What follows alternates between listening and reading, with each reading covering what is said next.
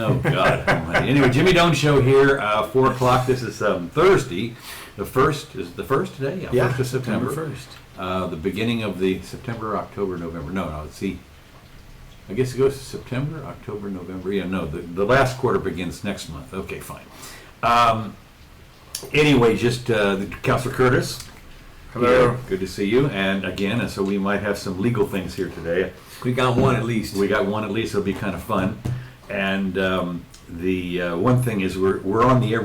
Tomorrow, I don't know. The storm is heading this way. We are in the eye of the hurricane. Well, hopefully it'll go a little north of us, but it's the lighting. If you may notice, the lighting is a little different today because we don't have the sunshine coming through the window. It's already started to rain here pretty bad. So tomorrow, there's a shot out the window, out behind Jimmy there. You can see. Oh yeah, right. Yeah, right. Exactly. Not quite, but it's. But anyway, yeah, no. We're expecting some serious rain, and of course, what usually happens about this time, since it's been a while since we had a blow through here, is some of the trees are a little fragile, and that's the last thing we need is that. This will be knocking some down. So anyway, if the electricity goes out, then there's conceivable we won't. We're doing the show by candlelight. That's right. Fire up the interweb.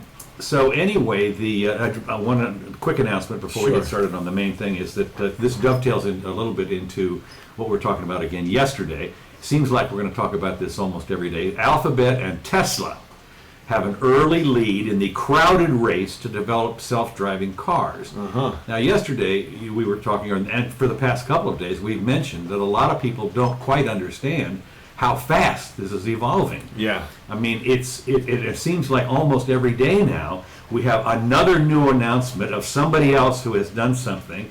And remember, this is all AI type stuff. I mean, this is where the programmers are going nuts, and the people at Alphabet or Google or Tesla, they're no slouches. I mean, these people are beyond PhDs in this kind of stuff. So it says, though autonomous driving, or rather the promise of it, is making headlines for a decade or so, 2016 might go down as the year the auto industry got religion. And now they have finally decided it's a when now rather than if. Well, one of the things that we found, and I can just kind of end up on this, is this is what competition does. Competition is that which, if there's a race on and somebody wants to be first on this, there's no, and assuming there's no government barrier to this thing, which there are a couple of them, but these guys realize that this could be a total game changer. So they are working hot and heavy, and the idea that it's going to be 5 or 10 years, to me, is a joke. I think we're going to see the real self-drivers start out, within a year or two, tops. Yeah, there's no question they'll start out, and they'll be available as taxis in your hometown, certainly by 2018. I'm with you, in the major cities next year, and because it'll be just undeniable, the technology will be great. No, that's right. Well, the only thing that'll hold it back, of course, will be governments, because what has happened, for instance, in one Scandinavian country, I think I mentioned this before, they made a special bus lane. Right. And so you don't drive in that lane, but the bus, it's completely autonomous, as long as it stays in the lane, which it does. So the question now is, when are we going to, rule out drivers on the roads, and then are they going to change? But the governments are always very slow to change. So these guys have to work around all of the different regulations and so forth. And of course, who knows where they're going to be able to start? But it would be kind of interesting if a forward-looking city, for instance, would say, "Look, we're embracing this." Yeah. And the place that they can embrace it is the saving lives. We want to save lives. Absolutely. Thousands of people die on our roads every year in this city, or hundreds in a big city.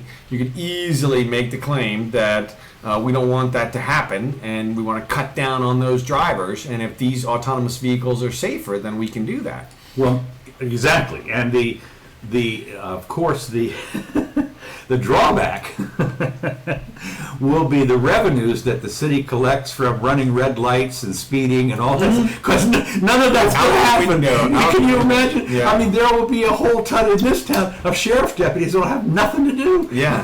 Because nobody's going to break the law. Well, and of course, how do you stop the autonomous car anyway? I mean, right. Pull over. I mean, sir, let me just tell you, It decided to get away from you, sir. Exactly. Made a right.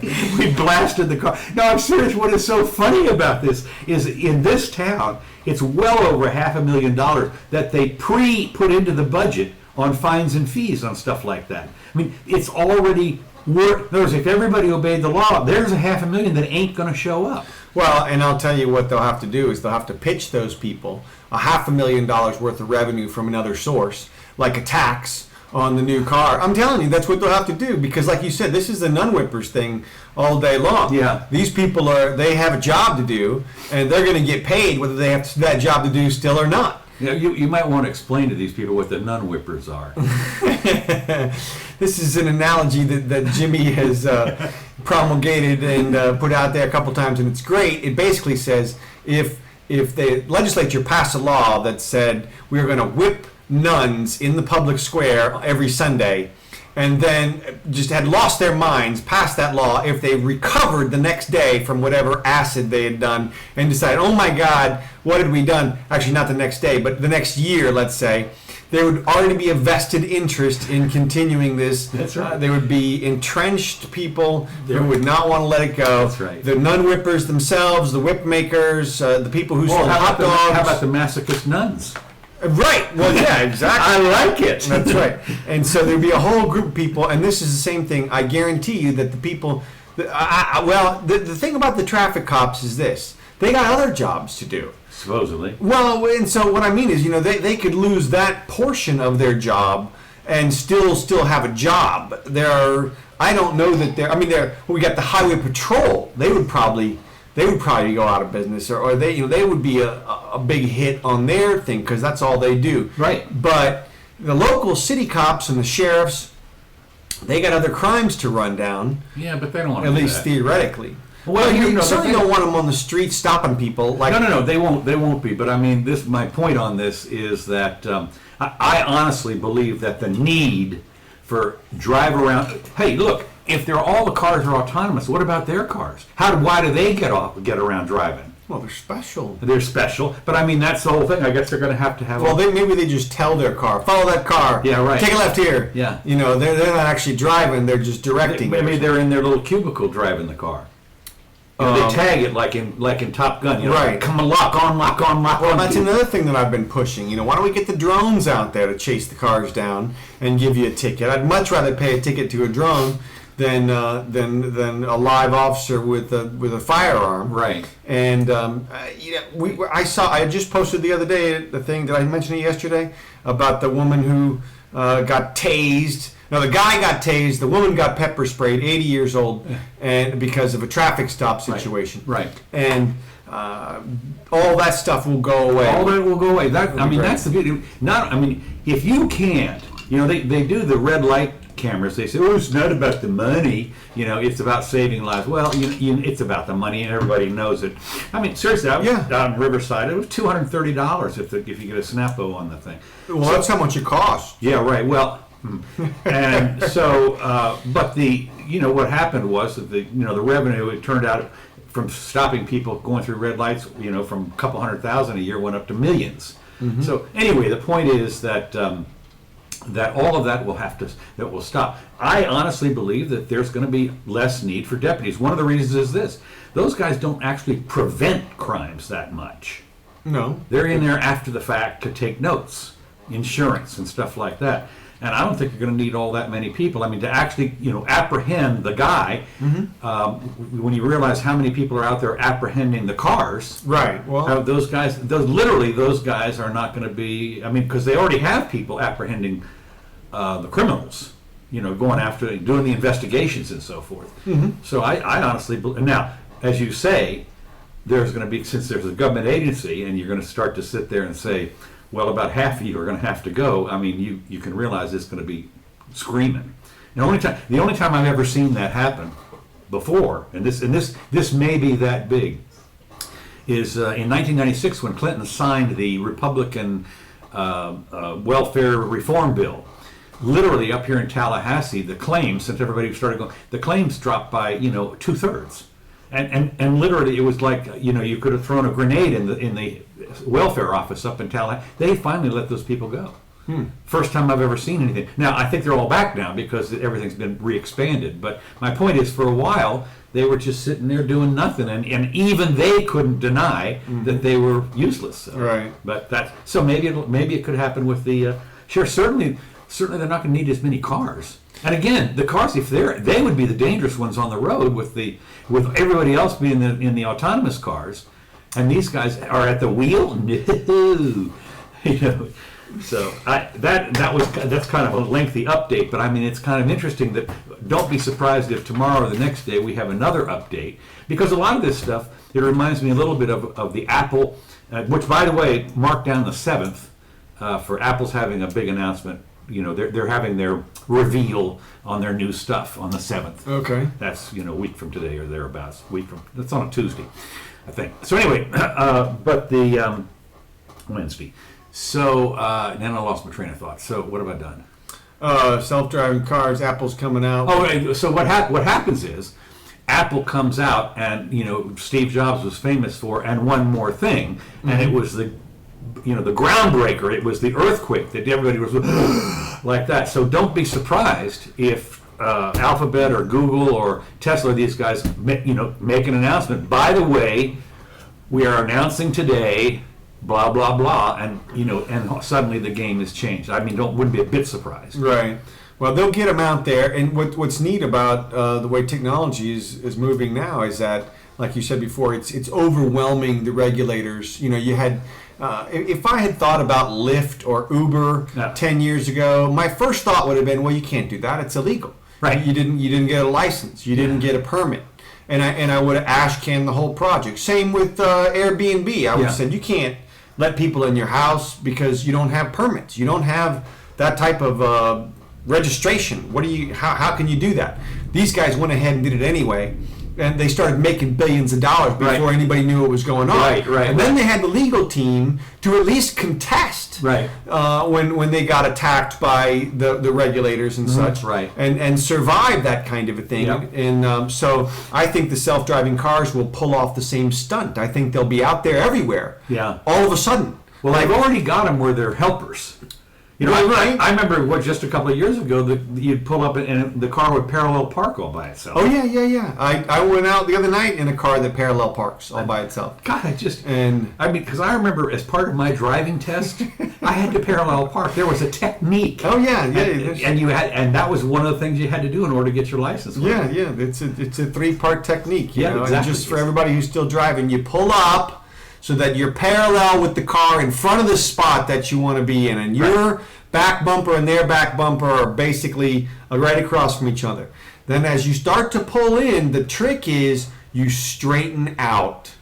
You straighten out and you back in going the same angle until your back wheel gets to the curb or very close to the curb, and then you cut the front wheel. The big mistake that everybody makes is they try to go in a swooping direction, and you can't do that. You have to back straight in the back and then cut the front in. What we did, our thing in order to do that was you went back and you lined up. Let's see, you looked in your rear view mirror until you lined up with their windshield wiper or something like that, and that was where you started to make your turn. Okay. I mean, that was it was real mechanical, something like that. I forget, but you couldn't miss. Right. And. So now, anyway, your car will do it for you, and everything else. Exactly. I mean, and so I sent you an image of did you get the one of the girls laying around in the?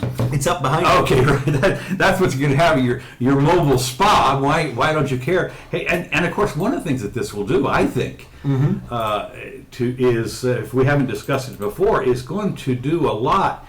It's going to upturn or a little bit or change certainly the airplane and the bus industries. Why? Because you can do stuff in your own car. You can say drive to Houston, and internet your brains out. Exactly right. So again, you don't know. It's going to free up a huge amount of time. Yeah, and also stress. I guarantee you the mental stress. Road rage.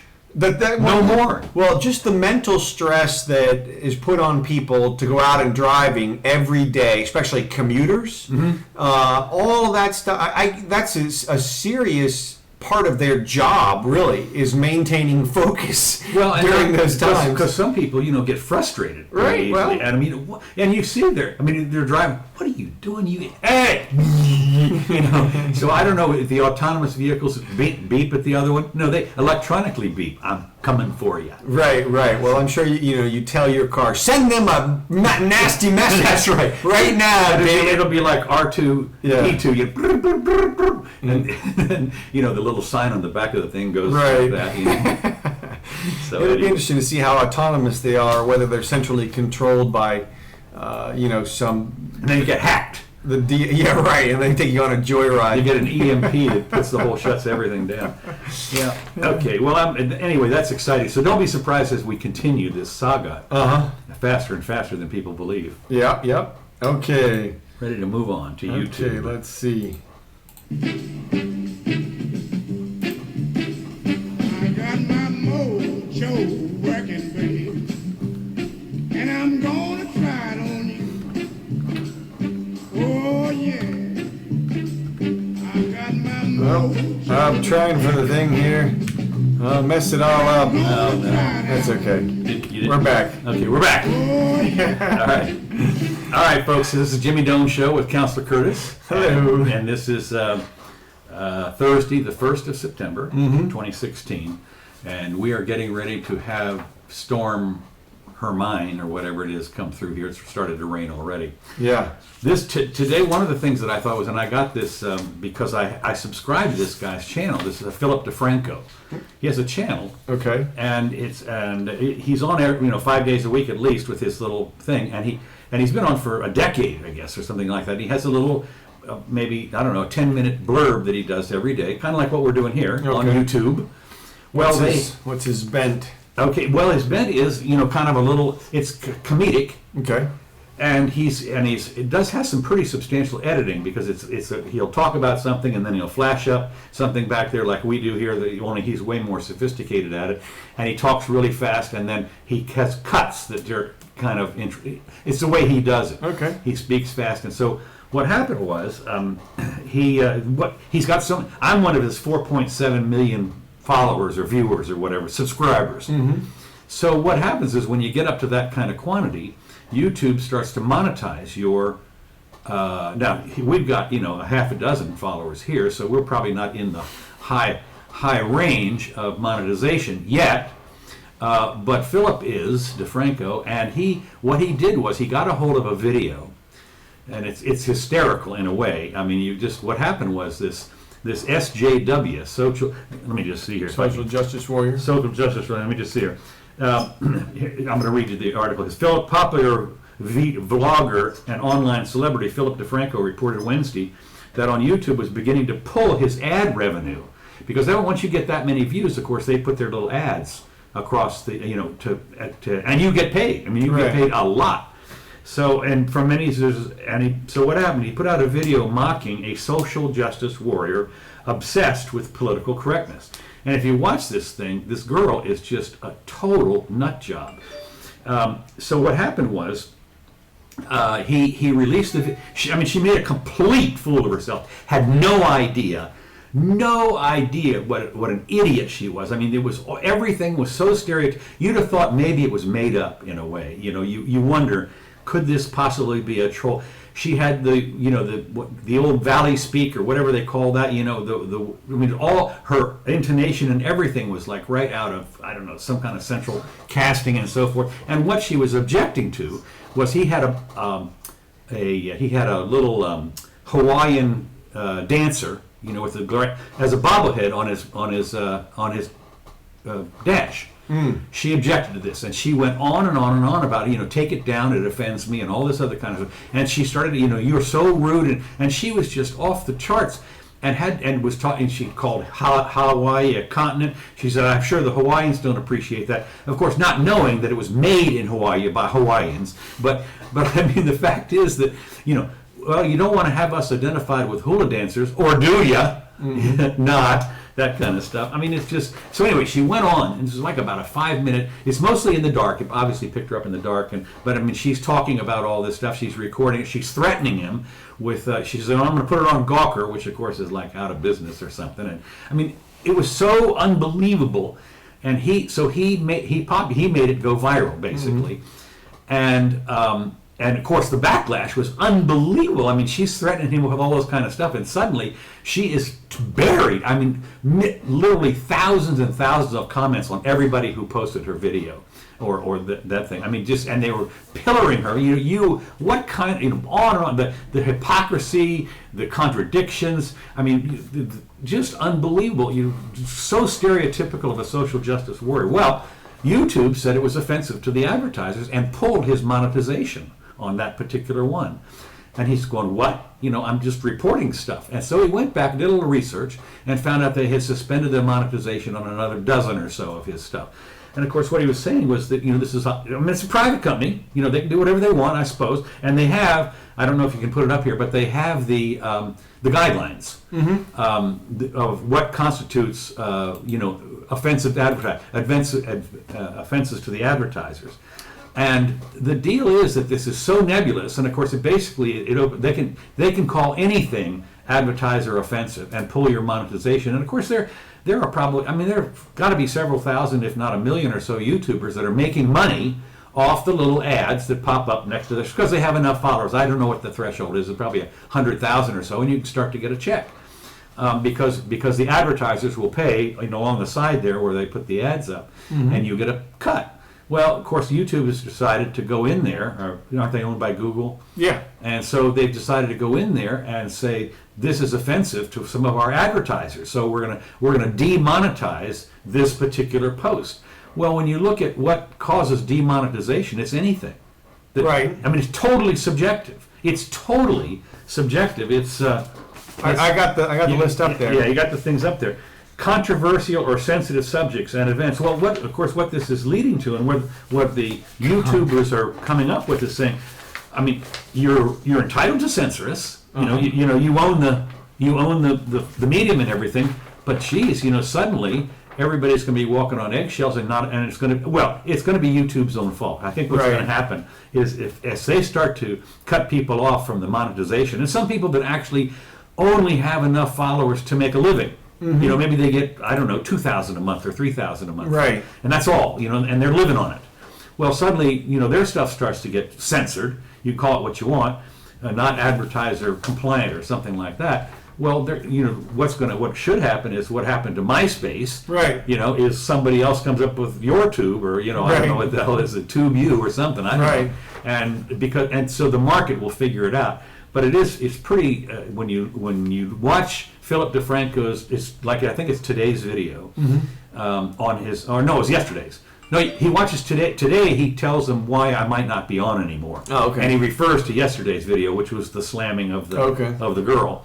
And so he said, if this is the way it's going to be, I might not be here anymore, and by the way, we might not either, in referencing his video. Yeah, right. So if you don't see this video, it's not because we didn't make it. Yeah. Fortunately, we're streaming. Right, so maybe they can't shut it off yet. Well, yeah. Anyway, the prominent YouTubers are already reporting that videos on everything from acne solutions to tips on combating depression are being demonetized because they are not, quote, advertiser friendly.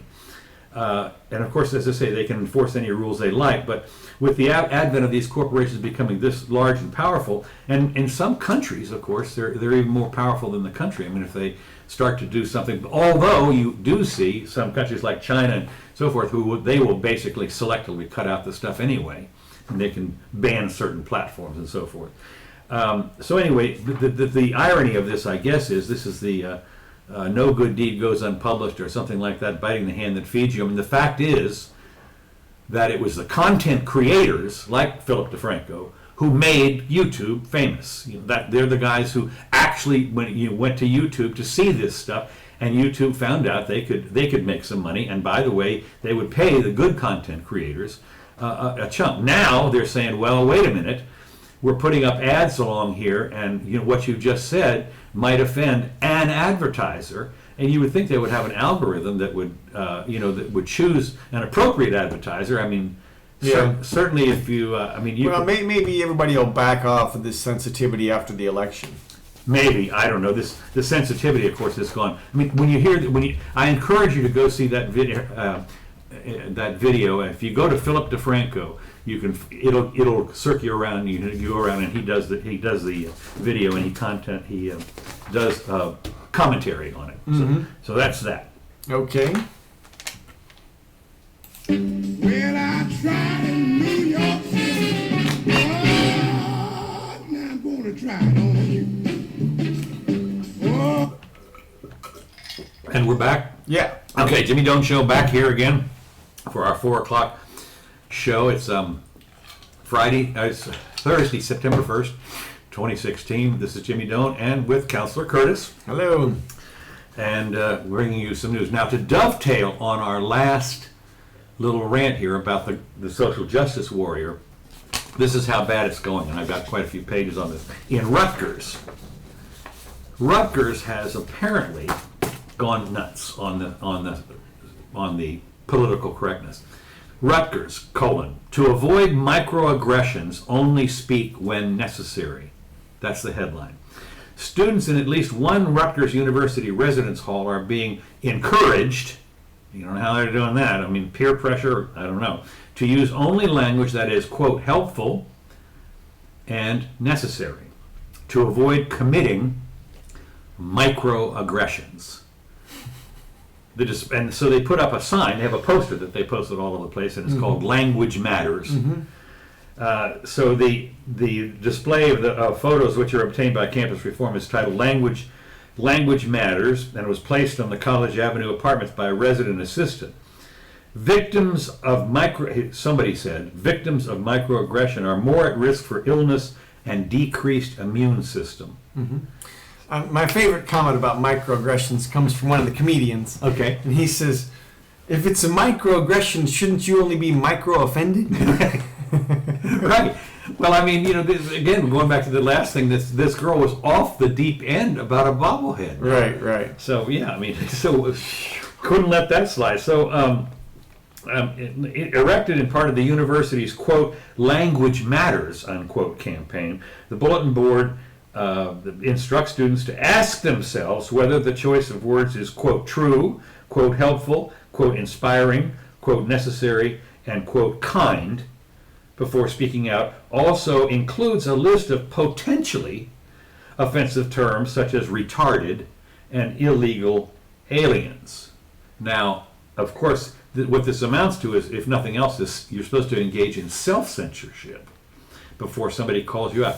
I can tell you from personal experience, there was I was in a group where it was kind of like those religious groups up in Cornell, in the northern New York, where they would get together in a big room and call out everybody's transgressions for the past couple of days. And it was kind of a catharsis thing where you say, I'm concerned for Sister so-and-so because she did this, and you would have to apologize, and excuse me, and we called it big group. And of course you were petrified to go in there every time because you might get called out for something that was just some kind of normal behavior, and you ended up just basically hiding in your shell for a lot of this stuff. But I can tell you from personal experience how that works. But it's so anyway, what they're encouraging here is the self-censorship. The board also warns. This is the notice on the board. There's no board of.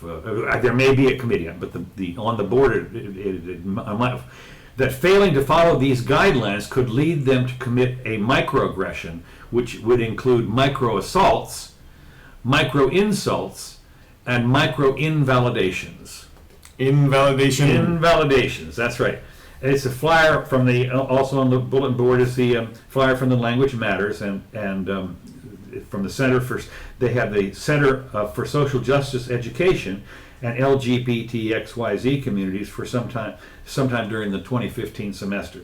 The flyer, which was adapted from the University of Maryland Inclusive Language Campaign, lists various terms that people might find offensive, presenting scenarios such as saying he looks like a terrorist to someone who is a United States veteran, using the phrase, that's so ghetto, around someone who grew up in poverty, and commenting that an exam just raped me in the presence of a survival of sexual assault. So the Language Matters website also includes a presentation similar to the nature on the flyer, outlining the big impact of little things and providing examples of microaggressions. Here's a microaggression. It may include avoiding someone. You know, you're walking, that's a microaggression. And telling telling somebody, that, gosh, for a girl, you're strong. Boom, that's a microaggression.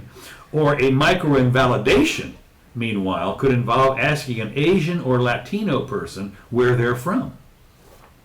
Man, I do that all the time. Of course, let me tell you this: they would lock me up and throw away the key for it because I don't do microaggression. I do major. I was ghetto raped by some exams at different times. Yeah, exactly. So simply avoiding offensive language is not enough. Not enough. No. There's more. Which claims that microaggressions can also be nonverbal and environmental, but they're not telling you what that means. It could be. Right. I know it when I see it. I remember. I used to have some friends that I would talk to them, and they would say stuff like, "Well, I was saying this, and then I noticed so and so looking at me with eyes that," and then they would go on with this explanation of what the look meant. Yeah. And it was just so out of left field. It was like, are you sure that they didn't just step on a tack right then, or crunch something in there? It was too vague. It was always like their eyes got big, and then there was this whole hate narrative that went along with it. And it was like, look, they could have really, it was stuff like they could have been looking right past you to somebody else, or well, sometimes though you can tell, when you're talking to somebody and they go, and their eye, that's well, and there are some that are very, very specific. Right. If it's to an answer to a question and you roll your eyes, or if it's something, if you're engaged with the person. Right. This was a situation where they would notice the person across the room. And they would say, so and so looked this way, or they looked away, or like you said, the avoidance thing or something. And I just remember I was always amazed at what they were willing to infer was directed at them in a negative way. Well, of course, where this happens, and it can be very painful, is if you give a stink eye to the cop who stops you. Well, right. That's what I mean. Well, how about he raised his eyebrow? Yeah. He was micro-assaulting me, and so I whacked him with the stick or something. Right. I mean, yeah. I just love this. He apparently there's some guy, this Yiannopoulos guy, was supposed to speak on Milo. You don't know him? Yeah, I read something. What is he? He's gay and he's gay and Republican. Okay. So he's like a rare breed, relatively. He's outspoken. He's intellectual. He's very smart. He's well articulated. So, apparently there was a story on the Rutgers students who smeared themselves with fake blood to protest most dangerous faggot, which of course faggot might be an offensive word. Well, he says it's not. Right? No. Right. I'm not funny. Yeah, I did a little research on him, and I realized he was somebody. That was all. Yeah. So anyway, the president, of course, says this is all above Rutgers. Says, this is just fine. The language matters, but the campaign contradicts that a message through 60 to 90 minute workshops examining how negatively charged words create a damaging environment for all of society, during which presenters seek to demonstrate how microaggressions hinder our ability to have a diverse and inclusive society / community. So they're not going to demonstrate how to ignore microaggressions. They're going to demonstrate how people are negatively affected thereby. Yeah.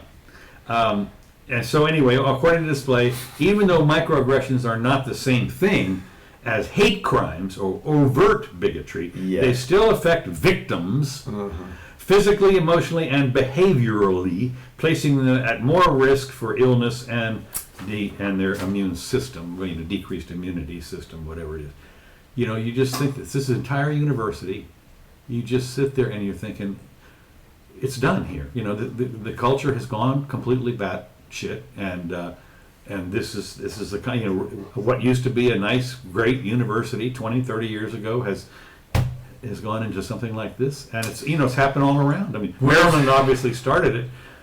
Yeah, we'll see when their enrollment numbers come in the next few years. Right, because I mean, I can tell you right now, again, from personal experience, if you start walking around on eggshells and examining everything, that is the most stressful thing you can imagine. If you're literally walking around and you're going through the list of microaggressions or whatever might be construed as such, you're trying to read this other person's mind. Right. Is what you're doing. Right. And literally, you're trying to say, it's just, you're trying to telepathically or Vulcan mind meld or something to see what I might say here, or do here, or not do here, that's going to offend this person. That I can tell you, huge waste of time. I can tell you, stress, again, from personal experience, I can tell you that is really stressful. Yeah. I mean, I remember when I was in this particular camp, or whatever you want to call it, even not doing anything, it turned out, that's as I say here, not doing anything was cause for concern. Sure. I mean, I had done some stuff that you get around the can't do enough, can't do too much. No. You can't do not enough, and you can't do too much. Yeah, right. It has to be perfect, which is insane. Of course, it's a big waste of time. Well, the nice thing to know, of course, is that we're all the same. Like lemmings, and so we all, or like those fish that can all swim at the same time. They are big. The big swarms of fish that seem to have some kind of intuitive when they all make the same turn. Yeah. So, but it's good to know we're just like that. Hint of sarcasm. Yeah. I adhere to the concept of, if there's a problem, it's incumbent upon the person who has the problem to say something. Right. And until that time, everybody proceeds as if there's no problem. And therefore, a lot of things can be just swept under the rug, and you can move on, go about your business the day. Well, except with this girl in the cab in the lift, for instance, she was offended, and she made it perfectly known in a 5-minute back and forth. The lift driver finally just let her out. And then said, she got over it. Yeah. And, you can't do that. He's still filming or whatever. Video, whatever. As he drives off, she says, "You have to take me to my destination." He says, "No, I don't. Get out here." And so he says, "You can call up another Lyft driver. I'm not taking this." So, and there was another passenger in the car that said, basically, this is sad. Let her out. Well, no, not really, but I mean, it was, this is if I'd been the other passenger, I would have said something obviously long before that. But it was interesting that this other passenger was being assaulted, essentially, by this conversation. Microaggression, right? And she had no idea. So enough of that. Let's move on. Okay. And I'm going to try it on you. Oh, Rugalina. All right. All right, this is about the Pope. The Pope. Pope Francis. Global warming is a sin man can atone by recycling and carpooling. Now, this is a classic case of somebody who, as with the however many billions of Catholics there are, and he can make these pronouncements and encyclicals or whatever they're called. Not being a Catholic, I don't know. It's a Catholic fatwa, is what it boils down to. So anyway, in his message on a World Day of Prayer for the Care of Creation, Thursday, Pope Francis said that human-induced global warming, as well as the loss of biodiversity, are sins against God, which must be atoned for by planting trees and avoiding the use of plastic and paper and separating refuse. So that he's for the little buckets outside our house here. Global warming continues in part due to human activity, he said, and that 2015 was the warmest on year, and he's suggesting that 2016 might even be warmer still. Sure. Okay. Leading the poor, locusts, frogs from high, whatever, floods, fires, extreme weather, Merciless Ming, on the planet from Flash Gordon. So it's contributing to the heart-rending refugee crisis. The world's poor, though least responsible for climate change, are the most vulnerable and are suffering from the impact. But what I love about this is he talks about some of the lamentations and what you can do and the sin. And what he basically says in so many words here is that God created this Garden of Eden, and we are despoiling it, and we now must atone for our sins. And he urges us to repent And pay up. And pay up, right. He says he calls them the sins against creation, because the creation was the Garden of Eden, and now we have sinned against creation. Pollution, global warming, and deforestation is some of the stuff that he contends are sins. They destroy the biological diversity of God's creation, degrade the integrity of the earth by causing changes to its climate, and to contaminate the earth's waters, its land, its air, and its life. These are sins. Summing up, the Pope stated, to commit a crime against the natural world is a sin against ourselves and a sin against God. So I don't, he's talking about the loss of biodiversity like it's never happened before. When you think, as we mentioned yesterday, 99+% of the species. Maybe he doesn't. Of course, he's a creationist, I guess. A lot of sinful asteroids impacted the Earth. Right. At various Yeah. times. Exactly. Right. And still do. Devil probably sent the asteroids. Right. Satan sent them. I know the tsunami and stuff like that. There's the earthquakes. I mean, there was just the other day in Italy. God sent the earthquake and killed all these people. I guess People weren't out. They weren't praying enough. Yeah, they weren't. Yeah. tithing This is in enough. Italy. Okay, they Right. understand. This is the most Catholic country. It's like steps from the Vatican, and they were smote. Apparently, they didn't sacrifice quite enough. Yeah, well, I think I don't know if there's an active volcano in Italy or not, but they might have to get some newborn or virgin or somebody to throw her in. I don't Come know. on, step up! Step up,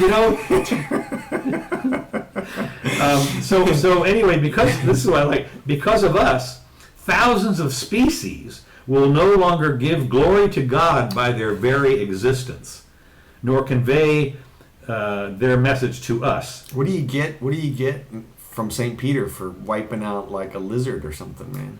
A thwacking. Apparently, well, I mean, I wonder if that keeps you out. You get caned or something on your way in. This is well, that's what I wondered. Is 20 lashes, and now you can go in. How big of a creature or how many species do you have to wipe out? Think about those big game hunters. Right. Ooh, they're not big. Are we responsible for everything all the monkeys do, all the primates, or just all the humans? Or It says here that what he's worried about is that there are fewer species. In other words, if a species gets wiped out, that's a bad thing. For us, whether we specifically, like you and I, Wipe out a species. Well, no. I mean, if our guys, let's say in the Everglades, go a spraying or something, and they wipe out a couple of bugs or something, are we responsible for that because we didn't do? That's what it sounds like. It sounds like we sort of share in the responsibility. Well, how about when they basically introduce some invasive species onto an island, and another species goes extinct? Is that my fault? Yeah. Well, you're the guy that brought the ship over there and released the rabbits or whatever, mice or whatever it was.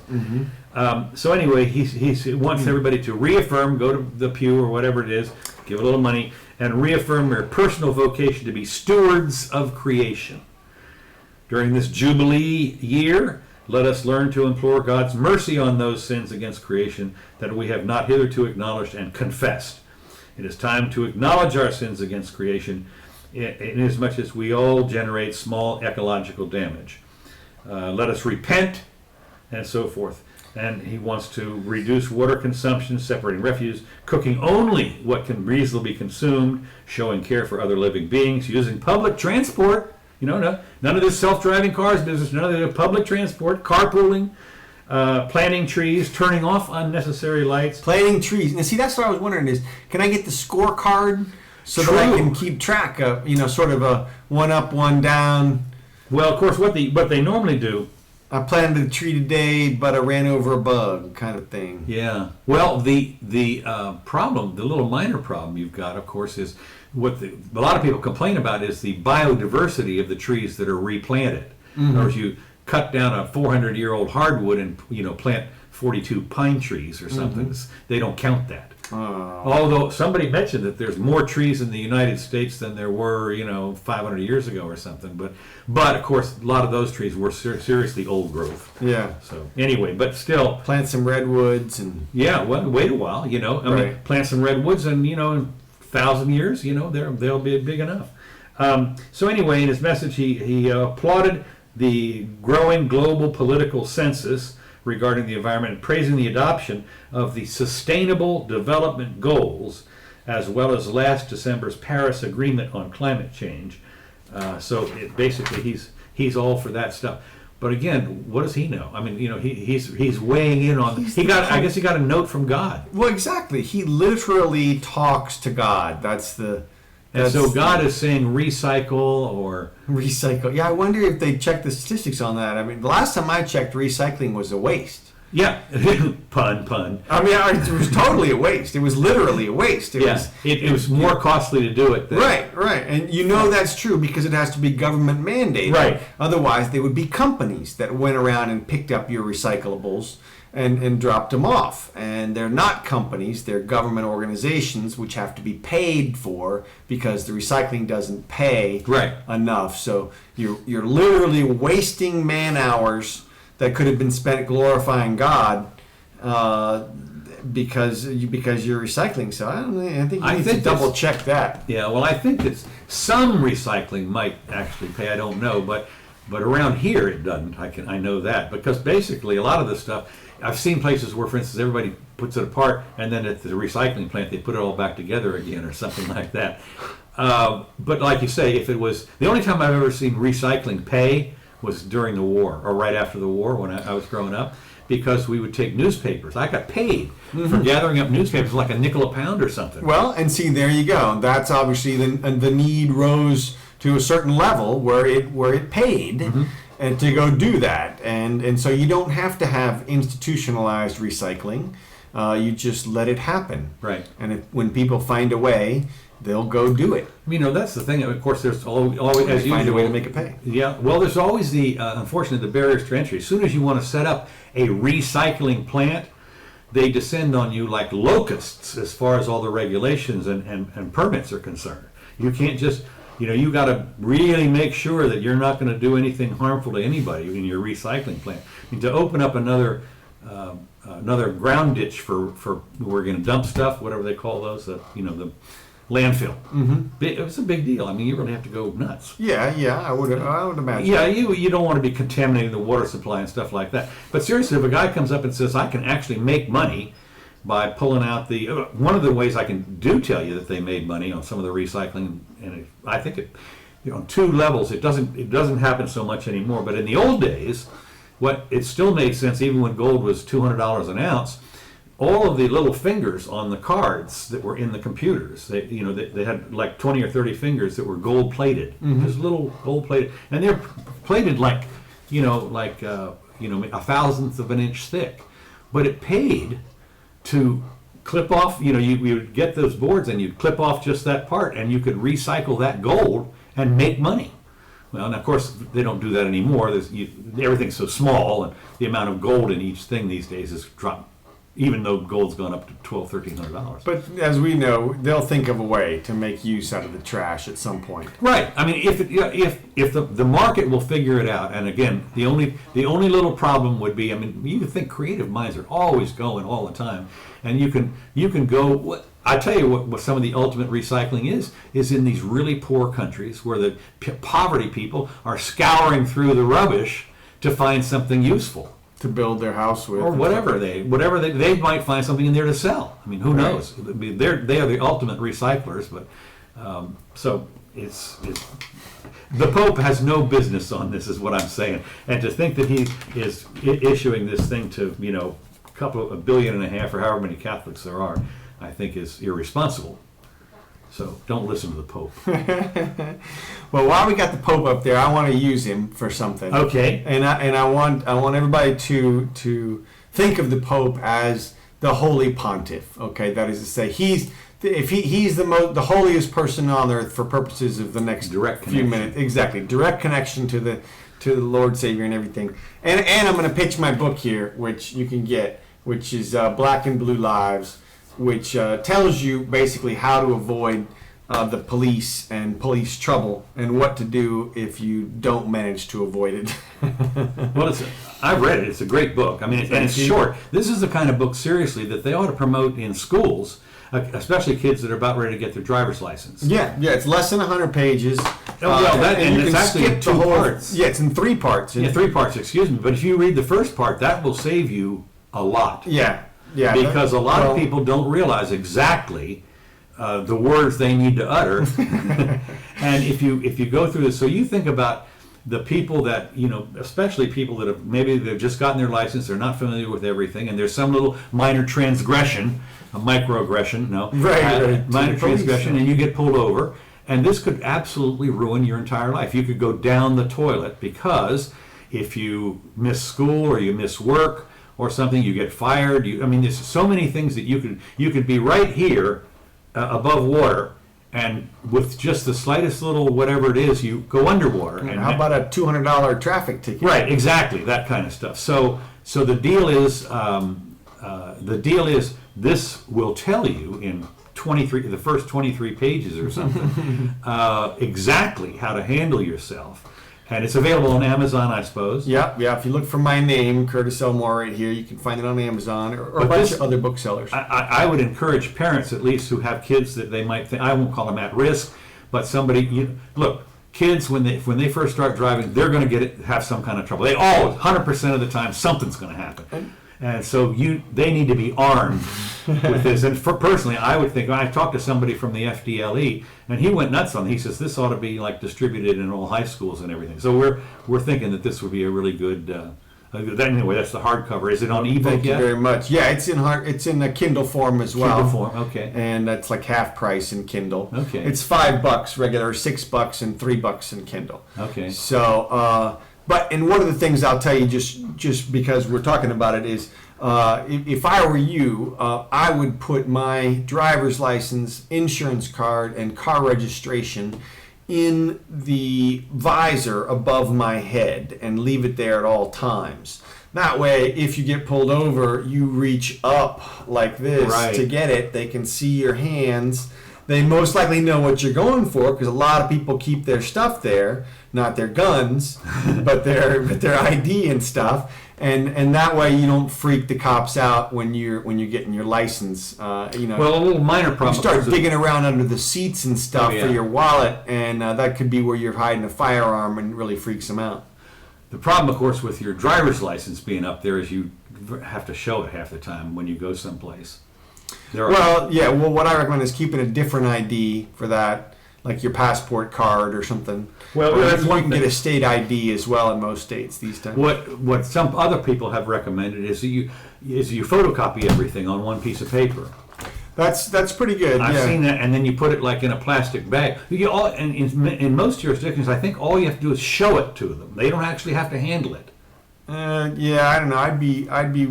I'd want to have the originals there just because. Oh yeah, okay. But I mean, right? I would too. But still, if you've got, that helps. It helps, right? Take a picture of your license, put it on your phone. Then, if you've got your phone, you've got your license as well. Exactly right. And I know my whole number by heart anyway, and that's helped as well when you don't actually have it physically. If you can give them the number.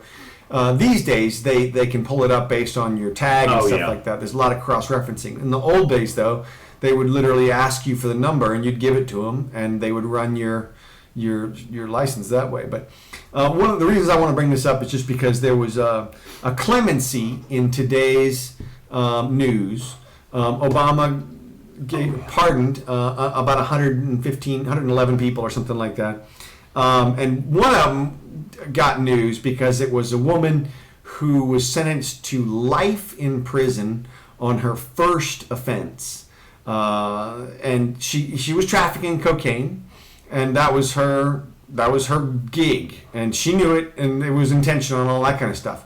But she got life in prison for her first offense. Uh-huh. And I don't see how you can square that with with the value of forgiveness. It just doesn't. Life in prison, that's everything. It's everything. And it seems very sort of Sharia law almost, Yeah. to dish out that kind of a sentence. Now, there's hundreds of thousands of people in our prisons that are in the same situation that she is, literally.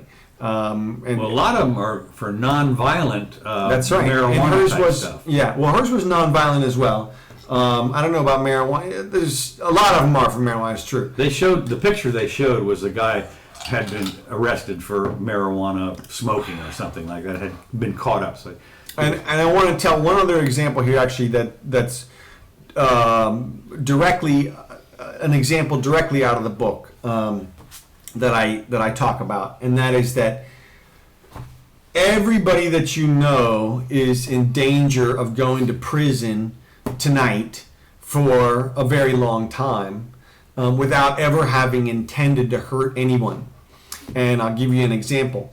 There is a former astronaut, a shuttle commander, who has now been charged with murder, okay, in the state of Florida. He's been charged with murder because he was in an accident and a couple of people died. And if you think about it, this is one of our nation's heroes, okay? This is a guy who won everything, all right? Now, what did he do? Maybe he got a little bit careless and went out driving. Maybe not. Maybe the accident would have happened if he wasn't drunk at all. The trial hasn't gone on yet, and so we don't know yet. But my point is that our criminal justice system treats accidents as intentional acts. Ah, And I did not know that. it does. And until we change that, and the self-driving cars will help a lot. Right. But until we change that, they have this theory of transferred intent where anybody's grandma, this is a 60-year-old guy now at this point, and you know, I hope you know that It was not intentional. exactly. And what I'm getting at is the Pope is up here behind you. The Pope could easily have been in that accident. The question is, do you want the Pope to go to prison because of an accident? Right. Because our system would put him there at this point. I see. Unless he got some diplomatic immunity, which he would. Which he would. But if he were a normal Giant person, hand of God. that's right, just picks him out of the courtroom and That's right. lifts him out of there. You're not going this time.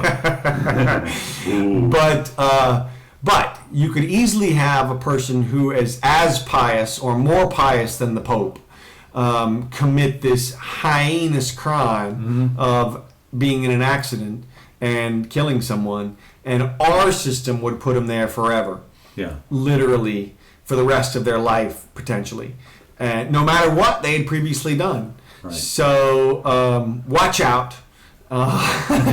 Get your self-driving car as fast as possible. We saw when Mother Teresa spanked that kid, she's going to jail. Yeah.